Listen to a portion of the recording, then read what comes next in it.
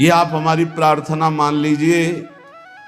इस मार्ग में चलने पर जो दुख मिले कभी किसी से कहना नहीं, नहीं तो प्रीति में कलंक लग जाएगा, वो तुम्हें प्रभु से हटा देगा। नहीं, रहीमन मन की मन व्यथा रखिए मन में गोए, सुनिठ लई है लोग सब बाट न लिए के। ये भगवत मार्ग शूरवीरों का मार्ग। कभी अपनी आंतर व्यथा को किसी से मत कहो। जीवन में अगर कोई हमें कष्ट दे रहा है तो हमारा कर्म है, ना कि कोई व्यक्ति। ये बिल्कुल सिद्धांतक चर्चा समझ लो। वही व्यक्ति जो मुझे द्वेष करता, वही व्यक्ति जो मुझे कष्ट और दंड देता, वही व्यक्ति प्रणाम करके छाती से लगाकर आंसुओं की धारा से अभिषिक्त किया, तो वो व्यक्ति था या कर्म? जब कर्म भोग हो गया तो वही हृदय से लगा के अश्रुधारा से क्षमा कीजिए, बहुत ऐसा नहीं, आप तो बड़ी कृपा की। व्यक्ति कभी कष्ट नहीं देता, मेरा कर्म उसके ऊपर सवार होकर मुझे दंड देता, इसलिए मैं किससे कहूं? अपनी जबान से दांत कट जाए तो किससे कहूं? ये जो दांत, इससे जबान हमारी पीड़ा को किससे कहूं? अपने हाथ से चोट लग जाए किसको कहूं? ऐसे सब आत्मस्वरूप हैं, हमारा कर्म ही उनके ऊपर सवार होकर हमें दंड दे रहा। इसलिए भाई, श्रीपाद का सिद्धांत जो कह रहे कि अगर भगवत प्रेम प्राप्त करना है तो मुंह बंद। 22 बाजार में कोड़े मारे गए, एक बार भी श्री कृष्ण से नहीं कहा। पूज्य भाई जी महाराज के जीवन कष्टमय है, कभी श्री कृष्ण से नहीं। बाबा नहीं सह पाए, बाबा ने श्री कृष्ण से कहा, श्री कृष्ण चंद्रजू से, ये क्या है, इतना कष्ट क्यों दे रहे हो उनके शरीर को? तो मुस्कुरा दिए, बोले मैं नहीं दे रहा हूं, ये तुम्हारे कर्म का फल भाई जी भोग रहे हैं। ऐसा? बोले हाँ। सीधे अस्पताल गए, भाई जी से कहा, ये आप हमारा प्रारब्ध क्यों भोग रहे हैं? तो कहा, आज ये कौन सा खेल रच रहे हो बाबा, क्या बात कर रहे हो? जीव का अपना कर्म भोगना होता है, किसी और का निजीकृत कर्म भोग? तो उनका, आप हमको बहका नहीं सकते, हमें परम तत्व से पता चला है कि आप हमारे कर्म। तो हंस दिए भाई जी और बोले, देखो हमें कोई फर्क नहीं पड़ता, आपको फर्क पड़ जाता। आप चढ़ो, जिस साधना की चढ़ाई पर चढ़ रहे हो चढ़ो, मंगलमय श्री कृष्ण तुम्हारी यात्रा को पूर्ण करें। हम तो अस्पताल में पड़े पड़े प्रिया प्रीतम के साथ खेल रहे हैं, कोई फर्क नहीं पड़ रहा। ये बड़े महापुरुषों ने अपने कष्ट की तो बात जाने दो, दूसरों के कष्टों को लेकर भोगाए। हम जरा सा कष्ट आ जाए तो बोले हमारी अंदर श्रद्धा थी अब खत्म हो रही क्योंकि कष्ट आने लगा। उसमें भगवान का क्या दोष है? वो तो बड़े कृपालु हैं कि ऐसे पापात्मा होने पर भी मुझे महात्माओं का संग दिया, धाम का वास दे रहे, नाम जपवा रहे। अब हमारे पूर्व प्रारब्ध हमें कष्ट दे रहे हैं, इस समय भी वो हमें दुलार कर रहे हैं। जीव समझता नहीं, केवल दोषारोपण भगवान और भगवत मार्ग पर कर देता है। इसलिए उपासक को अंतः क्लेश मति व दुस्सहतरम, ये जो आप काम क्रोध से जल रहे हो ना, ये तपस्या है, इसका बहुत बड़ा लाभ मिलेगा। और अगर भोग रहे हो ना, गिर रहे हो, पतित हो रहे हो, तो वो सुख नहीं, वो शांति नहीं, वो विश्राम नहीं।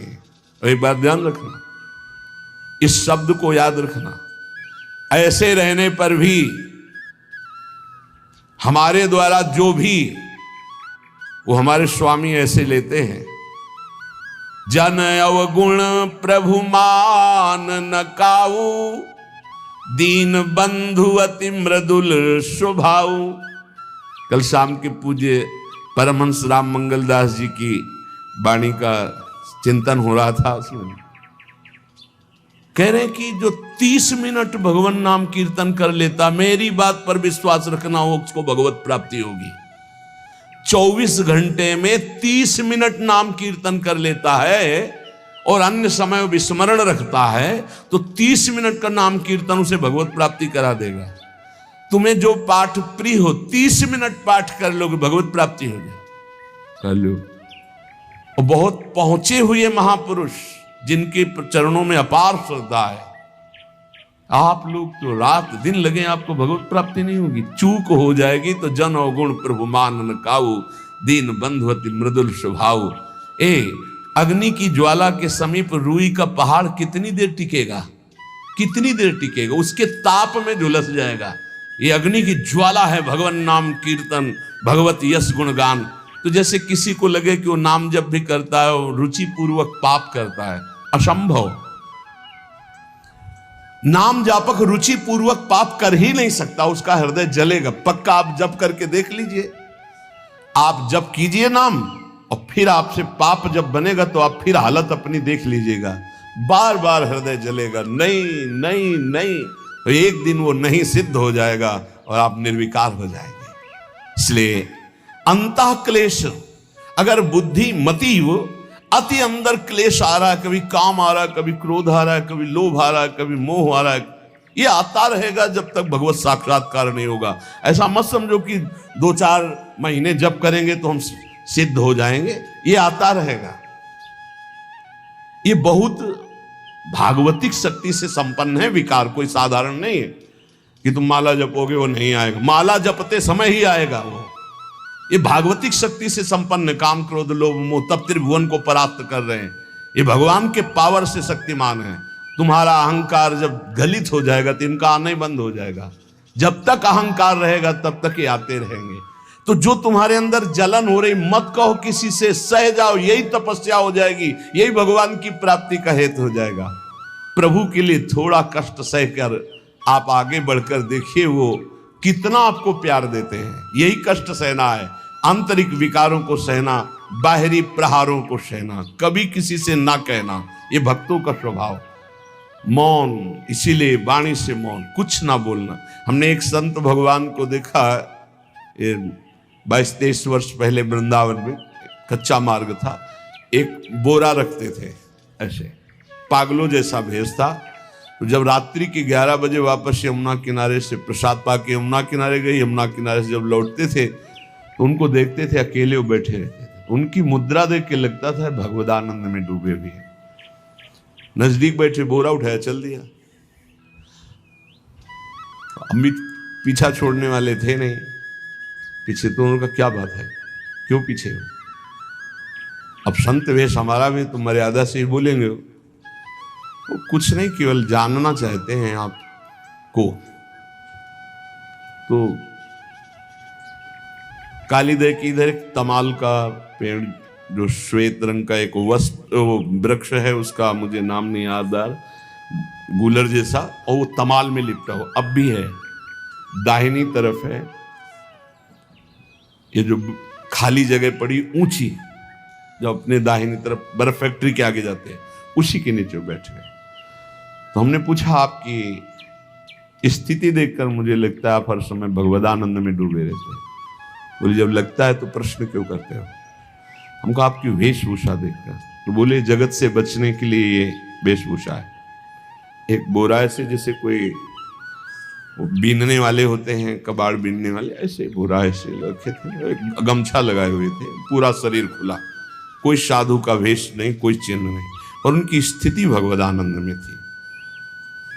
उनका ये किसके उपदेश, किस मार्ग के उपदेश, किस इष्ट की आराधना से आपको ऐसी स्थिति प्राप्त हुई?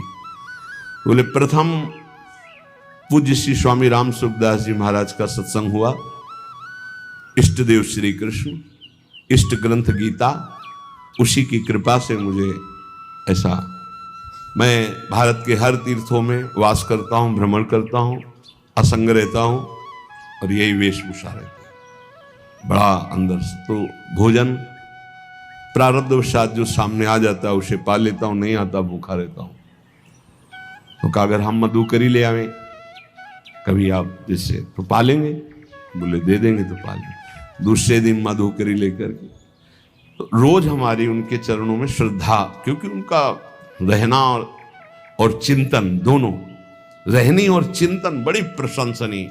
जो वीतराग परमहंस हो गया अक्षर सा वैसे, कुछ पास नहीं, केवल बोरा, वो नाटक के लिए बोरा कि कोई समझे कबाड़ बिनने वाला, और एक गमछा ऐसे रंग बिरंगा, बस कुछ नहीं, कोई भागवतिक चिन्ह नहीं।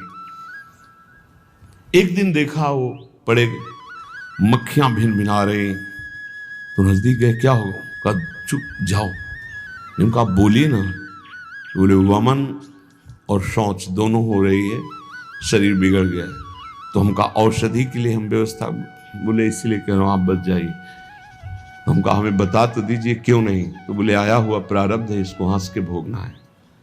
ऐसे कोने में साइड में ऐसे पेड़ के किनारे पड़े 2-4-10 दिन जो भी व्यवस्था उनकी बनी, फिर वो हमको दर्शन नहीं मिले, अन्य तीर्थों में चले गए होंगे। ऐसा महापुरुष। क्या हम अपने शरीर को इतना प्यार करें कि भगवान से श्रद्धा हो जाए, भक्ति मार्ग में हम लड़खड़ा जाएं, फिर सत्संगी किस बात का। ये पक्का समझ लीजिए, ये जो भगवत मार्ग है ये शूरवीरता का मार्ग है, सहन करने का मार्ग है। जितने भी महापुरुषों के चरित्र हैं आप पढ़ करके देख लीजिए, भगवान के चरित्र से भी ज्यादा लाभ भक्त चरित्र सुनने से इसलिए होता है कि हमको लगता है कि हमारे जैसा जन्म लेकर इतना कष्ट सहकर इस ऊंचाई पर पहुंचे, ये बड़ी बात है कि वो जीवत्व से हमारी तरह पैदा होकर ईश्वत्व को जाता है। इसलिए भक्त चरित्र में विशेष बल हमको प्राप्त होता है। क्या क्या कष्ट सहते, और आप खुद देख लीजिए, आपको जितना कष्ट है उससे बड़ा सुख है कि नहीं, अंदर देख लीजिएगा तो इसी से अनुमान लगा लीजिए। जितना बड़ा कष्ट उससे कई गुना बड़ा सुख भगवान देते हैं, तभी वो उनका यश गाते रहते हैं। ऐसे थोड़ी होता है कि हमारे भगवान का हम भजन करते हमारे साथ न्याय नहीं हुआ। न्याय तो सही बात नहीं हुआ, नहीं तो तुम्हारी दुर्गति हो जाती है। सही बात में उन्होंने न्याय नहीं किया, पक्षपात किया है तुम्हारा। अगर वो सही न्याय करते तो ईमानदारी से कहते हैं केवल नरक के कीड़ा ही बनना पड़ता और कुछ नहीं है। खूब देख लो, डबल चेहरा होता है, एक सामने का चेहरा देख रहे हो और एक एकांत का चेहरा होता है, डबल चेहरा होता है। और भगवान डबल रखो चाहे तिबल सब देखते हैं। सब हम बैठे हुए देख लो ईमानदारी से वृंदावन की भूमि में, एक चेहरा है जय श्री राधे और एक चेहरा है जो राक्षस है अंदर बैठा। देख लो, अंदर देख लो, बिल्कुल इस समय सीसी कैमरे में हो, अंदर देख लो, एक राक्षस बैठा है और उस राक्षस ने जो जो करवाया आप लिखो रजिस्टर में, तुम्हें याद है जितना, और इसके बाद आप न्यायाधीश बनो, फिर आपकी क्या दुर्गति होती उसका।